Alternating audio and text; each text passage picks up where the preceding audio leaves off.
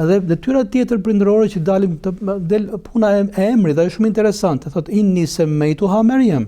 Më thënë ajo e ka quajtur më një herë sapo ka ardhur, e ka quajtur Maryam.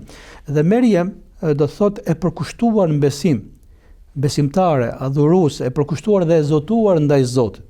Pra në jetën që ai kishte patur për këtë fëmijë, nuk e lën thjesht në nivelin po themi e dëshirave, por e konkretizon edhe tek emri. Dhe këtu vim tek një element i rëndësishëm që ka rolin në vet, nuk është rol vendimtar, por ka rolin në vet emërtimi i fëmijëve. Emërtimi i fëmijëve është frymëzim. Do të jetë frymëzim për fëmijën. Pra një fëmijë i cili rritet me ato që un jam Merieme, un jam e përkushtuar dhe e zotuar ndaj besimit, e pastër e lirë në besimin tim. Kjo ndikon. Është vërtetuar që emrat shpesh herë frymëzojnë. Nuk është se ato destinojnë përfundimisht se si ka përqenë njeriu, se ka shumë njerëz me emra shumë të mirë, edhe emra profetësh, emra që inspirojnë besim, por për fat keq ata njerëz ajo që është brenda emrit është komplet diçka tjetër dhe është dhe ana sjelltas.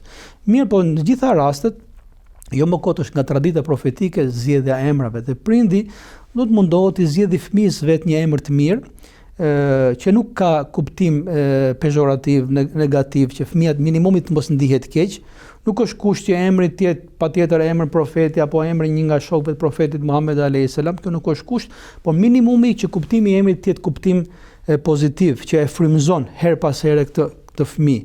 Nuk e dim se sa është përqindja e ndikimit. Po gjithsesi ka ndikim në njëri. Ndryshe është të thrasë dikush vazhdimisht o fisnik, o trim, o i ndershëm, ndryshe është të thrasë dikush me të kundrën e saj. Edhe kjo është parsisht është detyra, thash, e prindërve, sepse fëmia nuk di se nuk është ai që përcakton, që vendos emrin e tij për veten e tij. Ai mund ta ndryshojë më vonë, por detyra parsorë është detyra e prindit. Prandaj Zoti e sjell në pah edhe komunikimin që bën ajo me Zotin. O Zot, unë e linda atë vajzë, edhe ka një farë stepje dhe Zoti e qetëson atë. Pastaj thotë inni semmeituha Maryam, unë ja kam lënë asaj emrin Maryam. Po pse e ka lënë emrin Maryam? Dhe Zoti e pranoi emërtimin e saj, e pranoi.